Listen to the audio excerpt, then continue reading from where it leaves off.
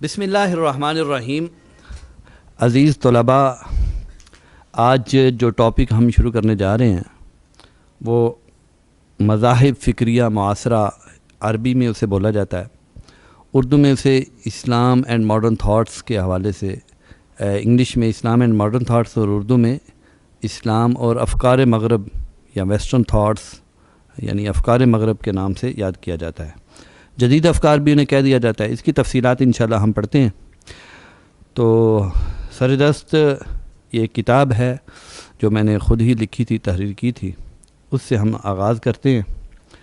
تو آپ اس کی ریڈنگ کریں گے، میں انشاءاللہ اس کے ساتھ ساتھ اس کی وضاحت کرتا چلوں گا. تو جی شروع کیجئے گا، اس کے مقدمہ سے شروع کریں. آج پوری دنیا پر مغربی افکار و نظریات کا غلبہ ہے، جس کی ایک بنیادی وجہ یہ ہے کہ ان نظریات میں خیر و شر لوگوں کی اندیشش. جی، یہ فرسٹ اس کا جملہ ہے، سنٹنس ہے کہ پوری دنیا پر مغربی نظریات اور افکار کا غلبہ ہے، اور اس کی ایک وجہ یہ ہے کہ اس کے اندر خیر و شر دونوں کی آمیزش ہے. یاد رکھیے، دنیا میں کبھی بھی محض شر غلبہ نہیں حاصل کر سکتی. شر نے جب بھی دنیا میں غلبہ حاصل کیا ہے نا، خیر کے روپ میں غلبہ حاصل کیا ہے. آپ دیکھیں، انسانیت کا آغاز جب ہوا تو حضرت آدم علیہ السلام سے ہم سٹارٹ کرتے ہیں. تو شیطان نے یہ کہا تھا جا کے کہ آپ یہ پھل کھائیں گے درخت کا اور آپ ہمیشہ یہاں رہ جائیں گے. یہ کہا تھا اس نے جا کے. اس نے کیا کہا تھا بولیں؟ اس نے کہا تھا آپ یہ پھل کھائیں گے، تو اس نے یہ نہیں کہا کہ آپ یہ پھل کھائیں گے تو آپ فوراً نکال دیے جائیں گے، بلکہ اس نے کیا کہا؟ بلکہ ہمیشہ جنت، ابدی جنت میں آپ رہیں گے. تو شر جب بھی ترویج پاتی ہے وہ کس روپ میں پاتی ہے؟ خیر کے روپ میں. آج مغرب پوری دنیا کا ٹھیکیدار بنا پھرتا ہے، اخلاقیات کا بڑا نام لیتا ہے، ہیومینٹی، انسانیت. اندر سے ہم دیکھیں فلسطین کے اندر، اس کے علاوہ جہاں جہاں مغرب کی سرپرستی میں یہ سال ظلم و جبر ہو رہا ہے، کشمیر کو دیکھیں آپ، اس کے علاوہ آپ چچنیا کو دیکھیں، برما کو دیکھیں، اقوام متحدہ کی چھتری تلے یا مغرب کی سرپرستی میں ہو رہا ہے نا یہ سارا کچھ. اگرچہ مذمتی قراردادیں منظور ہوتی ہیں لیکن ظلم ہوتا جاری رہتا ہے. شام کو دیکھیں، لہو ہے سارا کچھ. تو وہ اس نیت سے کہ ہم نے تمہیں مارنا ہے، ہم نے تمہیں ختم کر دینا ہے. کیا یہ بولے جا رہے ہیں؟ ہرگز نہیں بولے جا رہے. اس کے برعکس کیا بولے جا رہے ہیں؟ بولے جی، انسانی حقوق کا خیال رکھنا ہے ہم نے.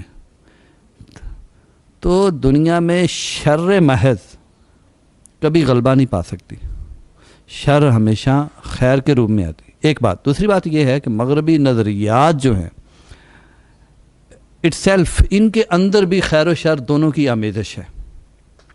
یہ ابھی ہم مقدمے کے اندر ہی تھوڑی سی اس کی وضاحت کریں گے کہ ان کے اندر ہی جہاں شر بھی ہے وہاں خیر بھی ہے. کچھ یہ کہہ لیں کہ خیر تھوڑی ہے، شر زیادہ ہے. آئی ایگری ود یو، لیکن یہ آپ نفی نہیں کر سکتے. آپ ٹیکنالوجی کو دیکھ لیں، فار ایگزامپل کمپیوٹر ہے، موبائل ہے، اس کا پازیٹیو یوزج بھی ہے، نیگیٹیو یوزج بھی ہے، مثبت منفی دونوں طرح اس کا استعمال ہے.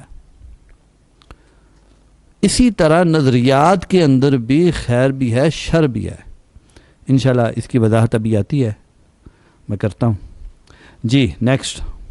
مزید برآں نے مغرب کی عسکری، سیاسی، معاشی، تہذیبی اور سائنسی بالادستی کی پشت پناہی بھی حاصل ہے. یہ نظریات جو ہے، یعنی دو اسباب کی وجہ سے یہ نظریات پوری دنیا میں رائج ہیں. ایک تو ان کے اندر کچھ خیر کا عنصر ہے، اس کو بڑھا چڑھا کے بیان کیا جاتا ہے ایک طرف. تو یہ چیز ہے. دوسری طرف یہ ہے کہ مغرب کی جو عسکری فوجی جو طاقت ہے وہ اس کی پشت پناہی سے حاصل ہے. جو نہیں مانتا، جو تسلیم نہیں کرتا، اس کے خلاف معاشی مقاطعہ کر دیا جاتا ہے، معاشی طور پر اس کو آئسولیٹ کر دیا جاتا ہے، اس سے معاہدات نہیں کیے جاتے، اس کی امپورٹ ایکسپورٹ کو متاثر کیا جاتا ہے. تو یہ ایک دوسرا ایفیکٹ ہے یا دوسرا سبب ہے، اور میں کہتا ہوں میجر سبب ہی یہ ہے جس کی وجہ سے یہ نظریات رائج ہوتے ہیں.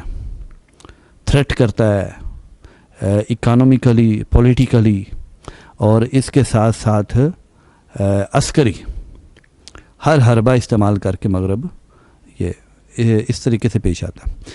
اگرچہ یہ ویسٹ کی ایک نیگیٹو پکچر ہے جو میں آپ کے سامنے پیش کر رہا ہوں، اور شاید کہ ہمارا جو مسلم لبرل طبقہ ہے وہ اس کو ایکسیپٹ نہ کرے، لیکن بہرحال ہمیں تو یہی ریالٹی نظر آتی ہے نا. انالیسز کرنے کا ایک یہ بھی اینگل ہے، آپ اس انداز سے بھی چیزوں کو دیکھیں نا. فرض کریں آپ کہ ابھی ان ڈیز فلسطین کے اوپر بہت زیادہ ظلم و جبر ہو رہا ہے.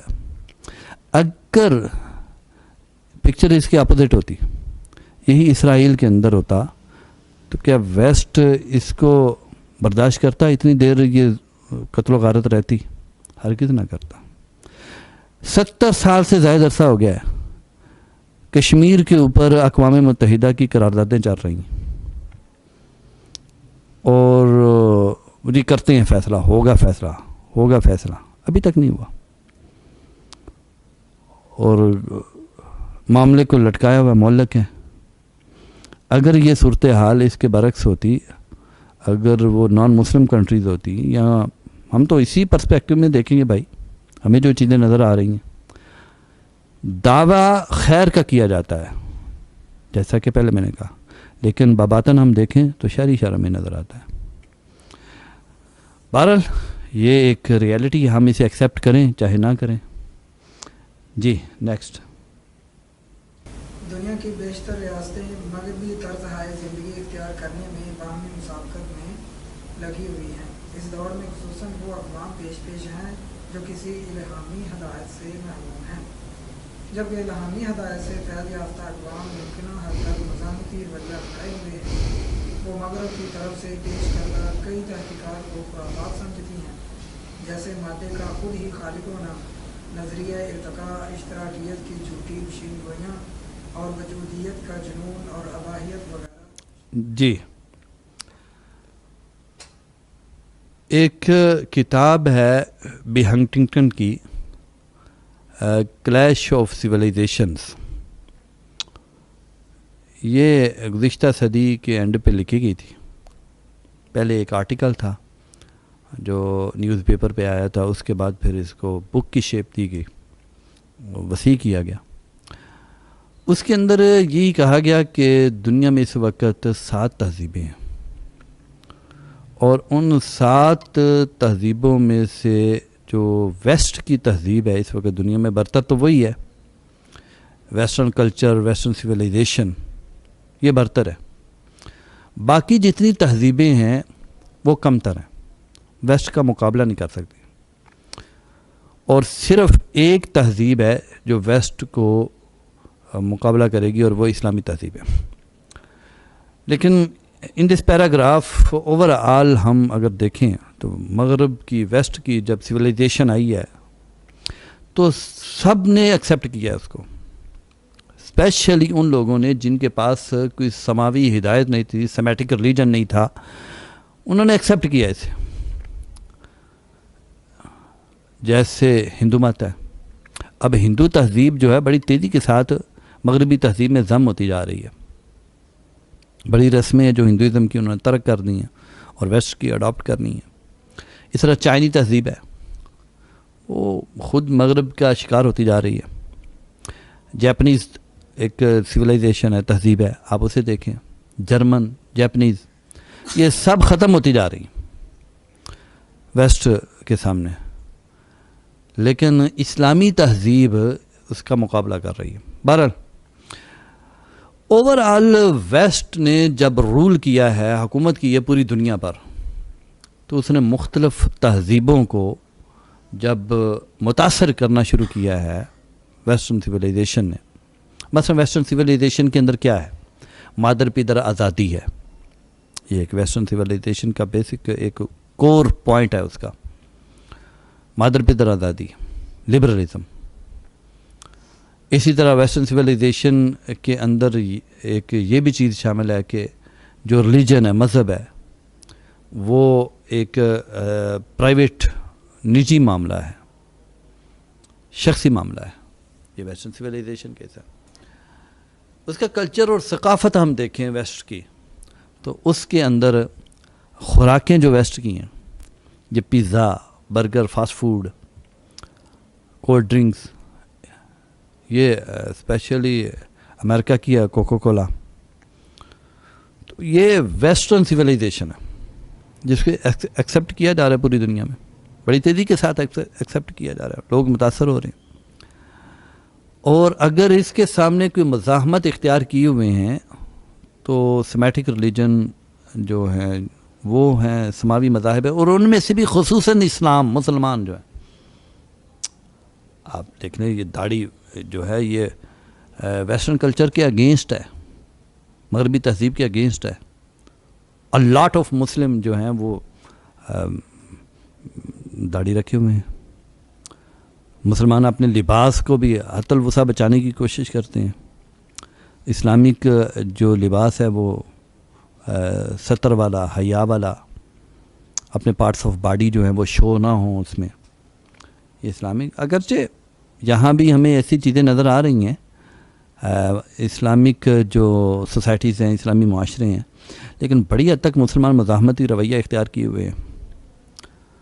बल्कि जब डेप्थ में जाके इस्लाम को स्टडी किया जाता है तो इस्लाम उल्टा गालिब आता है।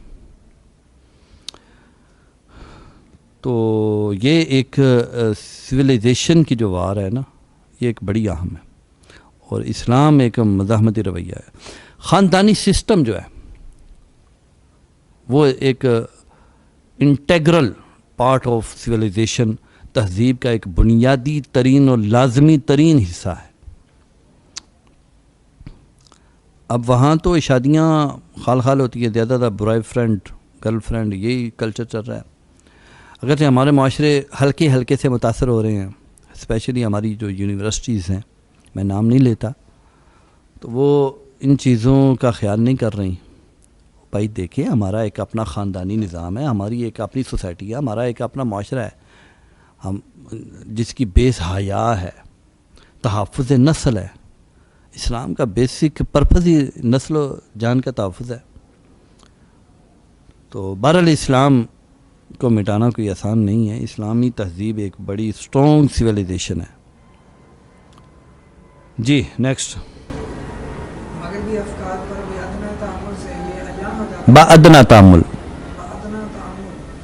से ये अयां हो जाता है कि इनका मकसद अकायद, अखलाक और अक़दार और रवायात का खात्मा है, बल्कि ये नज़रियात, मज़ाहब और इंसानी फितरत के खिलाफ ऐलानी जंग हैं। ये माशरों की तशकील ज़ौक़ और इनकी माजी की तारीख से इनक़ता है। ये बात है। आप जिसको मॉडर्निज़म कहते हैं ना, जदीदियत कहते हैं, मॉडर्निज़म नाम ही इसका है कि आप अपनी जो पास्ट है उसको नेगेशन करें, उसकी नफ़ी करें, अपने माजी की नफ़ी करें। जो माजी के अखलाकियात के पैमाने हैं, जो रिवायात हैं, जो अक़दार हैं, उनकी नफ़ी करें। इस पे बेस करता है मॉडर्निज़म। आपके पास किसी के पास कोई क्वेश्चन हो तो ज़रूर पूछिएगा, बल्कि मैं चाहूँगा शेयरिंग करें आप।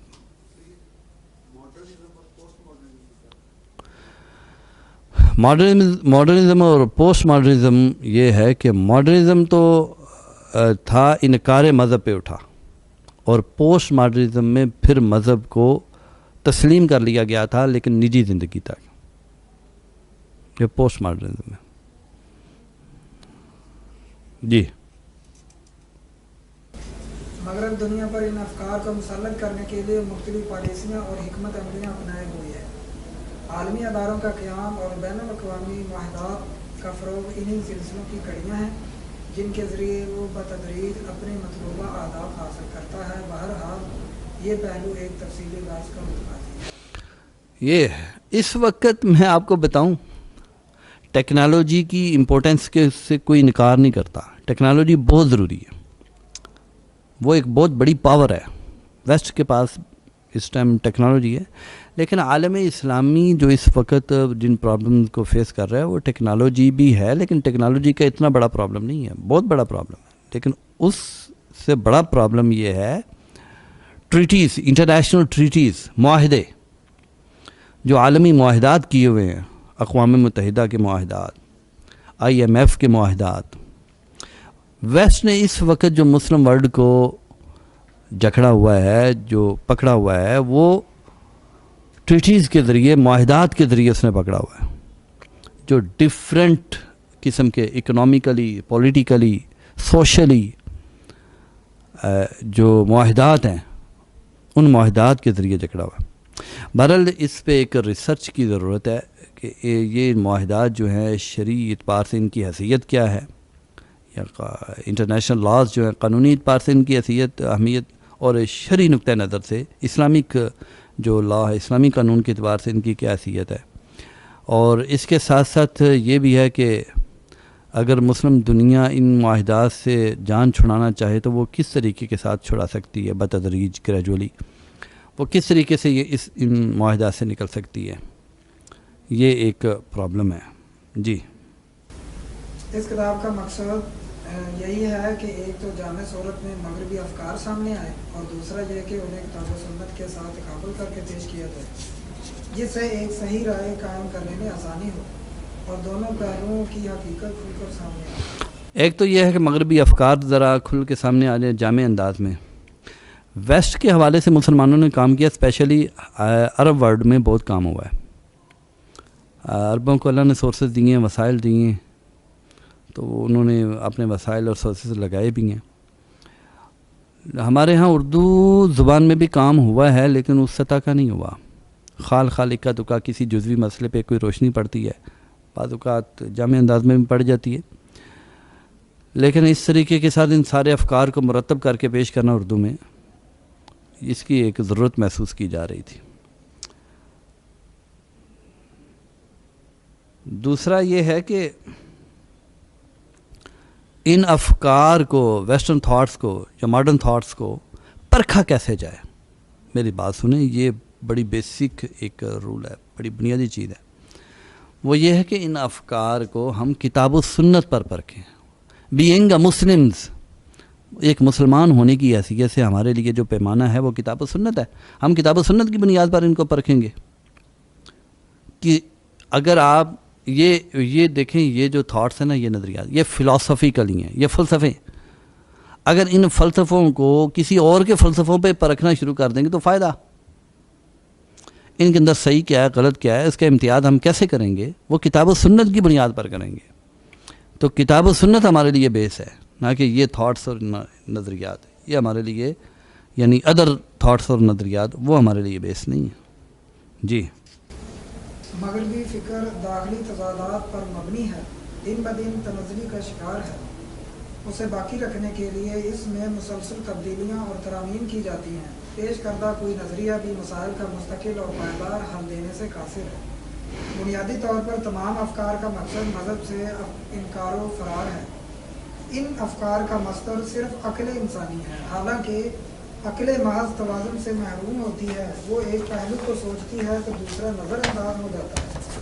وہ بیک وقت دونوں پہلوؤں کو توازن کے ساتھ دیکھنے سے محروم ہوتی ہے. جی، ما جعل اللہ لرجل من قلبین فی جوفیہ، اللہ تعالیٰ نے کسی آدمی کے اندر دو دل نہیں بنائے. تو ویسٹرن تھاٹس کا سارا جو مصدر ہے، جو بیس ہے، وہ عقل انسانی ہے، اور عقل مغلوب الجذبات ہوتی ہے. آپ چھوڑے یار، دور کہاں جانا، آپ پاکستان کے حالات کا ذرا اسٹڈی کریں کہ جب مفاد میں تھا تو وہ سو موٹو، وہ نوٹس لینا، ایکشن لینا چیف جسٹس کا، یہ اختیار دے دیا گیا. اب اس کے تحت سزائیں ہونے لگیں تو کہا گیا کہ ایک وقت کے بعد یہ ناجائز ہے،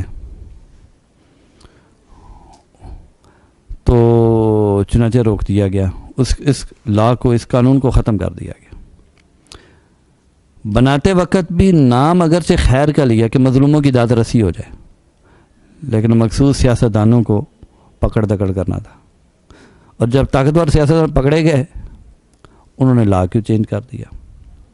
اس طرح نیب کے لا کو دیکھیں آپ پاکستان میں، نیب کا لا جو ہے وہ جب بنایا گیا تھا اکاؤنٹیبلٹی ہوگی جی، احتساب ہوگا، اس انداز سے بنایا گیا، اور جب اکاؤنٹیبلٹی پریکٹیکلی کی جانے لگی تو اس میں اپنے انتقامی جذبات جو ہیں ان کی تسکین کے لیے اقدامات لیے گئے،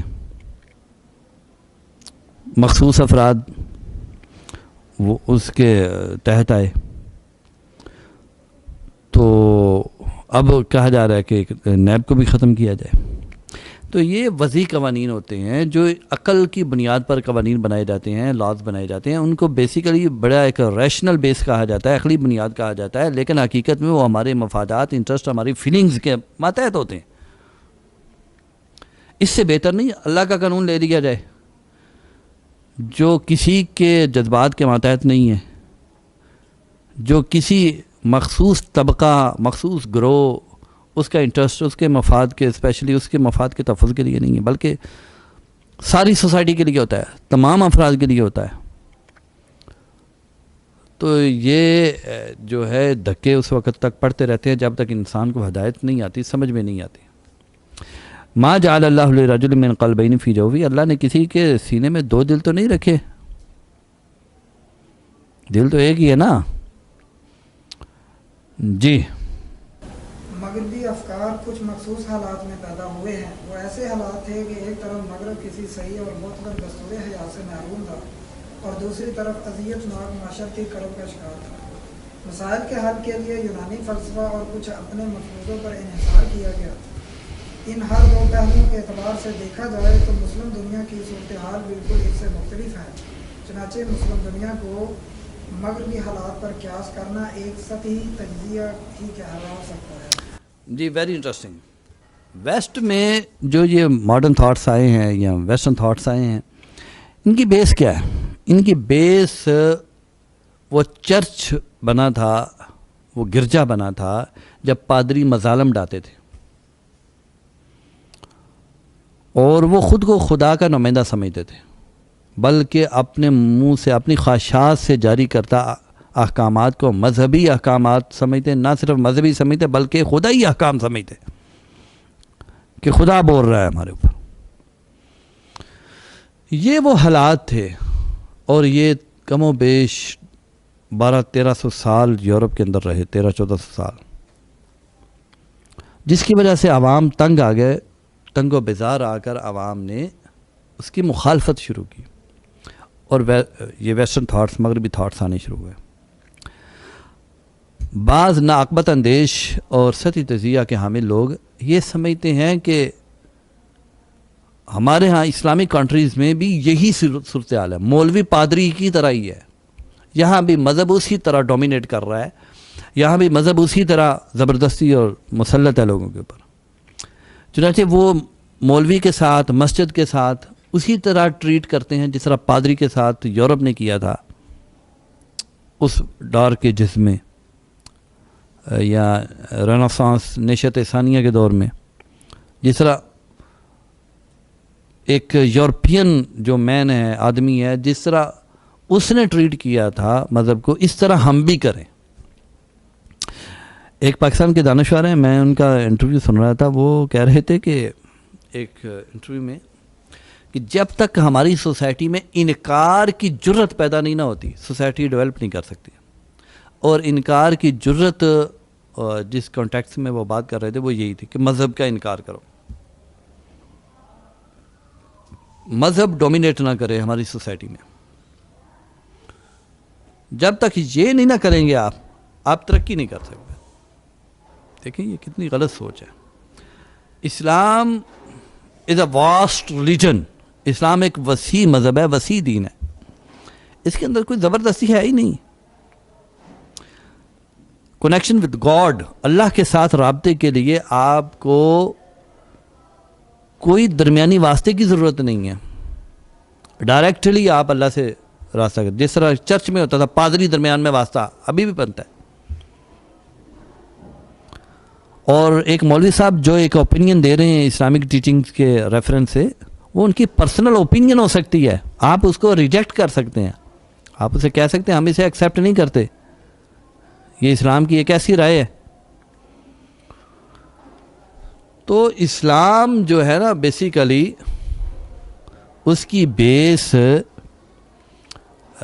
جو ہے وہ دو چیزیں ہیں۔ حضرت امام مالک رحمۃ اللہ علیہ نے بڑی خوبصورت بات کی تھی، انہوں نے کہا بھائی دو چیزیں ہم انہیں سمجھتے ہیں، ایک تو انہوں نے حدیث رسول، انہوں نے کہا ہر بندے کی بات اس کو قبول بھی کیا جا سکتا ہے، اس کو رد بھی کیا جا سکتا ہے، لیکن روضہ رسول کے پاس بیٹھے ہوئے تھے نا، لیکن اس قبر والے، اس روزے والے کی بات کو ہم رد نہیں کر سکتے۔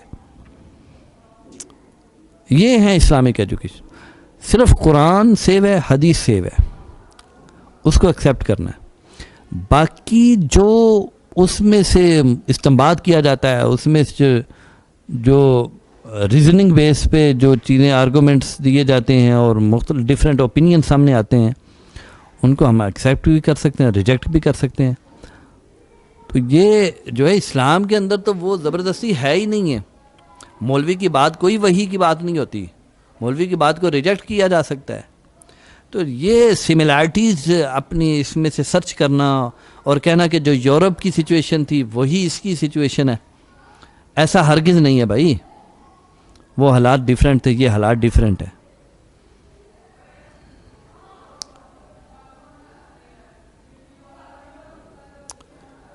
جی آئی ہوپ کہ کافی باتیں کلیئر ہوئی، آج ہم یہیں تک اکتفا کرتے ہیں، انشاءاللہ باقی کال شروع کریں۔